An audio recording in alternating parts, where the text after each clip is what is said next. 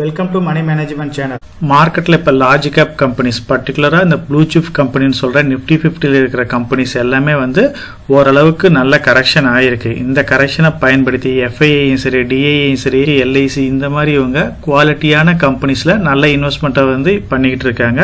பர்టిక్యులரா 20% ல இருந்து 50% வரைக்கும் நிறைய நிஃப்டி 50ல இருக்கிற கம்பெனிஸே வந்து கரெக்ஷன் ஆயிருக்கு. இந்த மாதிரி கம்பெனிஸ்ல இன்வெஸ்ட் பண்ணி வச்சோம் அப்படின்னா ஃபியூச்சர்ல வந்து ஒரு நல்ல வெல்த்தை கிரியேட் பண்ணலாம் அப்படின்ற ஆங்கிள் தான் வந்து LICஸும் சரி DIAஸும் சரி FIAஸும் வரை இன்வெஸ்ட் பண்ணிக்கிட்டு இருக்காங்க.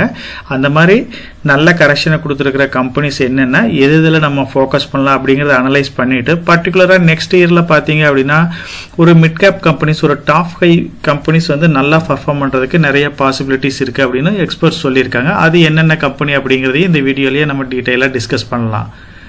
மார்க்கெட்டை பொறுத்த வரைக்கும் நம்ம டீட்டெயிலாக அனலைஸ் பண்ணிக்கிட்டே தான் இருக்கோம். ஒவ்வொரு கரெக்ஷன்லேயும் வந்து எந்தெந்த ஸ்டாக் வந்து எப்படி பர்ஃபார்ம் பண்ணுன்னு நம்ம டீட்டெயிலாக அனலைஸ் பண்ணோம். 10% வர்றப்பயே நம்ம டீட்டெயிலாக ஒரு வீடியோவை போஸ்ட் பண்ணியிருந்தோம்.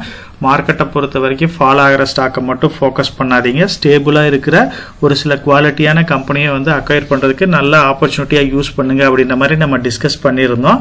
அதுலேயே பார்த்தீங்க அப்படின்னா அந்த டைம்லேயே வந்து பஜாஜ் ஆட்டோ சரி Asian paint Tata Motors IndusInd bank எல்லாமே வந்து நல்ல கரெக்ஷனை பார்த்துருந்துச்சு. ஸோ அந்த ஸ்டாக்கை மட்டும் ஃபாலிங் ஸ்டாக்லேயே வந்து ரொம்ப இன்வெஸ்ட் பண்ணிடாதீங்க. ஸ்டேபிளாக இருக்கிற HCL technology ICICI bank HDFC bank Wipro இதுலாம் வந்து ஃபோக்கஸ் பண்ணுங்க அப்படின்ற மாதிரி டிஸ்கஸ் பண்ணியிருந்தோம். அதுக்கப்புறம் பார்த்தீங்க அப்படின்னா இப்போ இந்த கம்பெனிஸ் அதாவது HCL டெக்னாலஜி ஆகட்டும் ICICI bank HDFC bank Wipro எல்லாம் நல்ல ஒரு பவுன்ஸ் பேக்கை கொடுத்துருக்கு.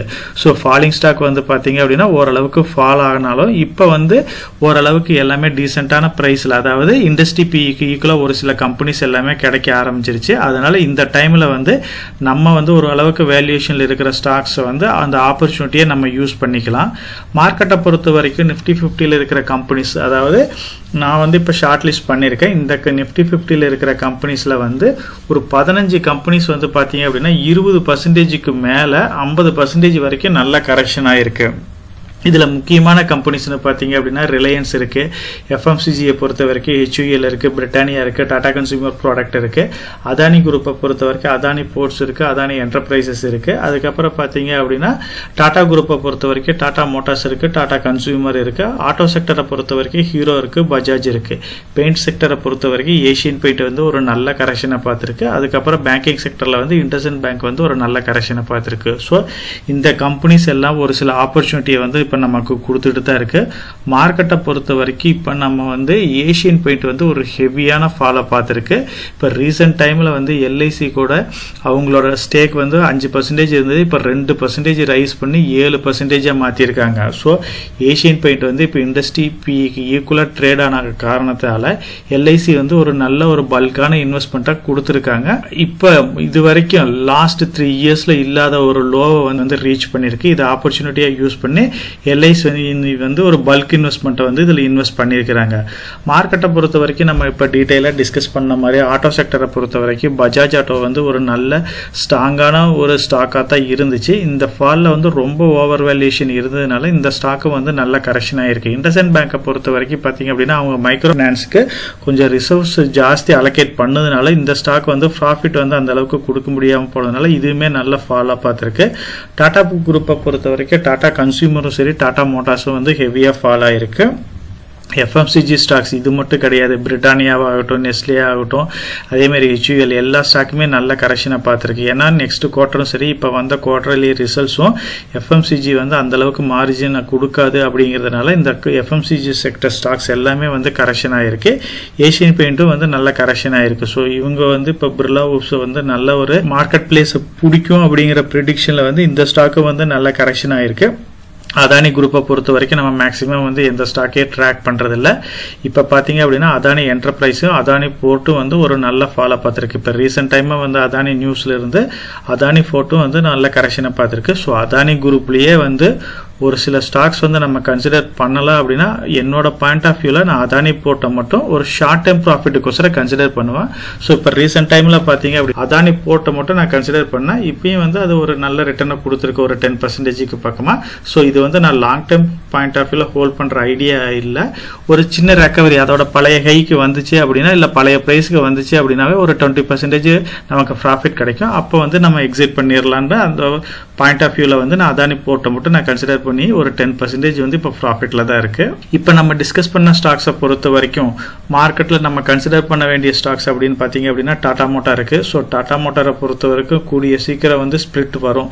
இவங்க கமர்ஷியல் வெஹிக்கிள் தனியாகவும் பேசஞ்சர் வெஹிக்கிள் தனியாகவும் பிரிக்கிறதுக்கு வாய்ப்பு இருக்கு. இதோட இண்டஸ்ட்ரி பிஇ 18 இருந்தாலும் கம்பெனி பிஇ வந்து 8 இருக்கு. ஸோ இந்த அளவுக்கு கம்மியா இருக்கிறதுக்கு காரணமே இந்த கம்பெனியோட கடன் தான். கடன் வந்து பாத்தீங்க அப்படின்னா டெப்ட் ஈக்விட்டி ரேஷியோ 1.05 இருக்கு. 1% மேல இருந்தாவே அது வந்து அந்த அட்ராக்டிவான ஸ்டாக் இல்ல அப்படின்ற மாதிரி தான் நம்ம டிசைட் பண்ணுவோம். இவங்க கண்டினியூஸா வந்து கடனை குறைச்சிட்டு இருக்கிறதுனால டாடா குரூப்னு ஒரு பிராண்டு கீழே இருக்கிறதுனால இந்த கம்பெனி வந்து கண்டிப்பா கடனை குறைப்பாங்கன்ற ஒரு நம்பிக்கையில ஃபியூச்சர் குரோத்தை பேஸ் பண்ணி இதுல இந்த ஸ்டாக்கை வந்து இப்ப கன்சிடர் பண்ற அப்படி இருந்தா கன்சிடர் பண்ணலாம். இந்த ஸ்டாக்கை வந்து பாத்தீங்க அப்படின்னா நம்ம ஸ்டார்டிங்ல இருந்தே டிஸ்கஸ் பண்ணிட்டு இருக்கிறோம்.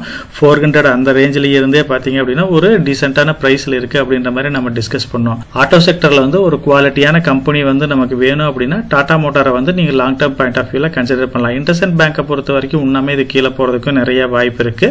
ஸோ ஏன்னா பேங்கிங் செக்டரை பொறுத்த வரைக்கும் இண்டஸ்இண்ட் பேங்க் வந்து அந்த அளவுக்கு ஒரு ஸ்டேபிளான பேங்க்னு சொல்ல முடியாது. ஏன்னா பிரைஸ் வந்து ஹெவியா ஃபால் ஆகும், அதே மாதிரி நல்ல ரைஸ் ஆகும். ஸோ நம்ம வந்து ஐசிஐசிஐ, ஹெச்டிஎஃப்சி, கோட்டாக் பேங்க் இந்த மாதிரி பேங்கை வந்து நம்ம ஓரளவுக்கு ஹோல்டிங்ஸ் வச்சிருக்கோம் அப்படின்னா நீங்க நெக்ஸ்ட் ஆப்ஷனா வந்து இண்டஸ்இண்ட் பேங்கை வந்து கன்சிடர் பண்ணலாம். இதுவுமே வந்து இந்த பிரைஸுமே வந்து இன்னும் கீழே போறதுக்கு நிறைய பாசிபிலிட்டிஸ் இருக்கு. ஸோ நம்ம ஆல்ரெடி டிஸ்கஸ் பண்ண மாதிரி தான் அதானி போர்ட்டை பொறுத்த வரைக்கும் அதானி குரூப்ல இருக்கிற ஒரே ஸ்ட்ராங்கான கம்பெனி என்னோட பாயிண்ட் ஆஃப் வியூல அப்படின்னா அதானி போர்ட்டை தான் நம்ம கன்சிடர் பண்ணலாம். இவங்களோட பிசினஸ் மாடல் வந்து கிளியரா தான் இருக்கு. ஸோ நீங்க ஷார்ட் டைம்ல ஒரு ரிட்டர்ன் எடுக்கணும் அப்படின்னு பாத்தீங்க அப்படின்னா அந்த 20% ஃபால் அந்த டைம்ல யூஸ் பண்ணியிருந்தா இப்ப மினிமம் வந்து ஒரு 10% ரிட்டர்னை கொடுத்துருக்கோம். நமக்கு பழைய ரேட்டுக்கு வந்தா கூட அதாவது 1400 ரூபாய் அந்த ரேட்டுக்கு வந்தா கூட பாத்தீங்க அப்படின்னா ஒரு 20% வரைக்கும் கிடைக்கும். இதோட 52 வீக் ஹை அப்படின்னு பாத்தீங்க அப்படின்னா 1600 ரூபாய் வரைக்கும் போயிருக்கு. நெக்ஸ்ட் ஸ்டாக்னு பார்த்தீங்கன்னா பஜாஜ் ஆட்டோ. இதை பொறுத்த வரைக்கும் பார்த்தீங்க அப்படின்னா இந்த கம்பெனி இண்டஸ்ட்ரி பிஇ 77 இருக்கு, கம்பெனியோட பிஇ வந்து 34 இருக்கு. ஸோ இன்னுமே வந்து பஜாஜ் ஆட்டோ வந்து வேல்யூஷன் வைஸ் ரொம்ப காஸ்ட்லியாக தான் இருக்கு. ஸோ ஆட்டோ செக்டர்ல வந்து இது ஒரு ஸ்ட்ராங்கான கம்பெனியாக இருக்குது. இருந்தாலுமே வந்து இப்போ வேல்யூஷன் வைஸ் வந்து கொஞ்சம் காஸ்ட்லியாக தான் இருக்கு. ஏஷியன் பெயிண்ட்டை வந்து இப்போ நிறைய இன்வெஸ்ட் பண்றதுக்கு ஒரே ரீசன் பார்த்தீங்க அப்படின்னா இதோட இண்டஸ்ட்ரி பிஇ 48 இருக்கு. இப்போ கம்பெனியோட பிஇ வந்து 48 இருக்கு. So more or less industry பியும் கம்பெனி பியும் ஈக்குவலா இருக்கிறதுனால தான் வேல்யூஷன் வைஸ் வந்து இப்ப வந்து சீப்னு சொல்ல முடியாது, ஓரளவுக்கு டீசென்டான பிரைஸ்க்கு வந்ததுனால இந்த ஸ்டாக்கை வந்து இப்ப ஃபோக்கஸ் பண்ணி எல்லாம் இப்ப எல்ஐசி மாதிரி பெரிய பெரிய கம்பெனிஸ் எல்லாமே வந்து இன்வெஸ்ட் பண்ணிட்டு இருக்காங்க. நம்ம இது வரைக்கும் கன்சிடர் பண்ணலினாலும் இந்த ஸ்டாக்ல நம்ம இன்வெஸ்ட் பண்ற ஐடியா இருந்துச்சு அப்படின்னா உங்களோட அமௌண்ட்டை வந்து 3 hours 4 hours ஸ்பிளிட் பண்ணிட்டு ஒரு போர்ஷனை இன்வெஸ்ட் பண்ணுங்க. மேபி இன்னும் கீழே போச்சு அப்படின்னா நம்ம ஒவ்வொரு 5% ஃபால்லையும் நம்ம இன்வெஸ்ட் பண்ணலாம். ஆனா இந்த ஸ்டாக்கை பொறுத்த வரைக்கும் இமீடியட்டா வந்து ரீபவுன்ஸ் ஆயிரும் அப்படின்னு சொல்ல முடியாது. லாங் டர்ம் பாயிண்ட் ஆஃப் வியூல ஒரு நல்ல கம்பெனி தான். ஸோ ஏசியன் பெயிண்டை பொறுத்த வரைக்கும் இதுக்கு காம்படிட்டரா எத்தனை கம்பெனி வந்தாலும் இந்த கம்பெனியை ஒன்றும் பண்ண முடியாது. இவங்க தான் மார்க்கெட் லீடராக இருக்க போறாங்க. இருந்தாலும் இவங்களோட ப்ராஃபிட்டை வந்து குறைக்கிறதுக்கு வாய்ப்பு இருக்கு. அப்படி போறப்ப இது பிஇ ஜஸ்டிஃபை ஆயிடுச்சு, அதுக்கப்புறம் வந்து ரிட்டர்ன் கொடுக்க ஆரம்பிச்சிச்சு அப்படின்னா ஒரு மறுபடியும் ஒரு ரிட்டர்ன் கொடுக்கறதுக்கு வாய்ப்பு இருக்கு. எஃப்எம்சிஜியை பொறுத்த வரைக்கும் நம்ம வந்து கொஞ்சம் இப்போ மார்க்கெட்ல ரொம்ப ஹையர் வேல்யூஷன்ல இருக்கிற ஸ்டாக்ஸ் தான் இருக்கு டாடா கன்சியூமர் ப்ராடக்ட். ஸோ இன்னுமே கொஞ்சம் வெயிட் பண்ணி பார்க்கலாம். இது இன்னும் கீழே வந்துச்சு அப்படின்னா அந்த மாதிரி டைம்ல வந்து இப்போ ஃபோக்கஸ் பண்ணலாம். என்னோட பாயிண்ட் ஆஃப் வியூல இப்போ நீங்க கன்சிடர் பண்ணலாம் அப்படின்னு பார்த்தா டாடா மோட்டார்ஸை வந்து கன்சிடர் பண்ணலாம். ஏஷியன் பெயிண்டை வந்து ஸ்டெப் பை ஸ்டெப்பா அதாவது ஒவ்வொரு போர்ஷனா வந்து இன்வெஸ்ட் பண்ணி நீங்க ஸ்டார்ட் பண்ணீங்க. இண்டஸ்இண்ட் பேங்கையும் அதே மாதிரி ஒவ்வொரு போர்ஷனா நீங்க இன்வெஸ்ட் பண்ணி ஸ்டார்ட் பண்ணிக்கலாம். ஸோ ரிமைனிங் இருக்கிற ஸ்டாக்ஸை பொறுத்த வரைக்கும் பாத்தீங்க அப்படின்னா நம்ம டிஸ்கஸ் பண்ண மார்க்கெட்டை பொறுத்த வரைக்கும் ஒரு சில டாப் குவாலிட்டி ஸ்டாக்ஸ் வந்து மார்க்கெட்ல வந்து 5% கூட ஃபால் ஆகாம தான் இருக்கு. அந்த மாதிரி கம்பெனிஸை வந்து நம்ம ஆல்ரெடி டீடைலாவே டிஸ்கஸ் பண்ணியிருக்கிறோம். அந்த கம்பெனிலையும் வந்து நீங்க இன்வெஸ்ட் பண்றதுக்கு ஆப்பர்ச்சுனிட்டியை மிஸ் பண்ணிடாதீங்க. அதே மாதிரி ஃபாலிங் ஸ்டாக்ஸ்ல வந்து ஓரளவுக்கு இப்போ ஸ்டேபிள் ஆகிற இந்த கம்பெனிலையும் வந்து இன்வெஸ்ட் பண்ணுங்க. இப்போ நம்ம டிஸ்கஸ் பண்ண கம்பெனிஸை பொறுத்த வரைக்கும் நீங்க எஸ்ஐபி மோட்லயோ இல்ல ஒரு நல்ல ஆப்பர்ச்சுனிட்டி கிடைக்குது அப்படின்னா அந்த மாதிரி டைம்ல லம்சம் மோட்லயே இன்வெஸ்ட் பண்ணுங்க. இதெல்லாம் வந்து லாங் டேர்ம்ல ஒரு நல்ல வெல்த்தை கிரியேட் பண்றது ஸ்ட்ராங்கான ஃபண்டமெண்டலான கம்பெனிஸா இருக்கு. நம்ம சேனலை பொறுத்த வரைக்கும் பார்த்தீங்க அப்படின்னா எப்பயுமே மிட் அண்ட் ஸ்மால் கேப்பை பற்றி டீட்டெயிலாக டிஸ்கஸ் பண்ணுறதில்ல. ஒரு சில ரிசர்ச் ரெக்கமெண்டேஷன்ஸ் வந்து கொடுத்துருக்காங்க. நெக்ஸ்ட் இயரில் வந்து நல்லா பர்ஃபார்ம் பண்ணுற மிட் கேப் கம்பெனிஸ் அப்படின்னு பார்த்தீங்க அப்படின்னா குஜராத் போர்ட்ஸ் இருக்குது, பேட்டா இந்தியா இருக்குது, செராரா செராமிக்ஸ் இருக்குது, அதே மாதிரி கோகுல்தாஸ் எக்ஸ்போர்ட்ஸ் இருக்குது, ரீட்ஸ் இருக்குது. ஸோ இதில் ஏதாச்சும் ஸ்டாக்ஸ் வச்சுருந்தீங்க அப்படின்னா நீங்கள் ஹோல்ட் பண்ணுங்கள். நியூவாக பை பண்ணோம் அப்படின்னா நீங்கள் வந்து இதை வந்து நான் பெருசாக ட்ராக் பண்ணது கிடையாது. நீங்களும் வந்து அனலைஸ் பண்ணி பார்த்துட்டு அதுக்கப்புறம் இன்வெஸ்ட் பண்ணுங்கள். ஆல்ரெடி ஹோல்டிங்ஸில் இருக்குது அப்படின்னா கண்டினியூ பண்ணுங்கள். நெக்ஸ்ட் இயரில் வந்து நல்ல ஒரு பொட்டன்ஷியலை கொடுக்கறதுக்கு வாய்ப்பு இருக்குது. ஃபைனலாக ரிலையன்ஸ் வந்து போனஸ் வந்து இஷ்யூ பண்ணி முடிச்சிட்டாங்க. அதுக்கப்புறம் பார்த்தீங்க அப்படின்னா மார்க்கெட்டில் வந்து டவுன் சைடு இருந்ததுனால அதுவுமே வந்து 1400 500 அந்த ப்ரைஸில் இருந்து இப்போ 1200 ப்ரைஸில் வந்து இப்போ ட்ரேட் ஆகிட்டு இருக்கு. ரிலையன்ஸை பொறுத்த வரைக்கும் இதை ஸ்டார்டிங்லேருந்து நம்ம ட்ராக் பண்ணிக்கிட்டே தான் இருக்கோம். ஸோ ஒவ்வொருத்தரோட பாயிண்ட் ஆஃப் வியூவில் ரிலையன்ஸ் கம்பெனியை பொறுத்து ஒவ்வொரு ஒப்பீனியன் இருக்கும். ஸோ ரிலையன்ஸ் வந்து எப்பயுமே வந்து இன்வெஸ்டருக்கு ஒரு நல்ல வெல்த்தை கிரியேட் பண்ணி கொடுத்த ஹிஸ்ட்ரி தான் இருக்குது. ஸோ இதுவுமே வந்து நல்ல சாலிடான ஃபண்டமெண்டலான கம்பெனி தான்.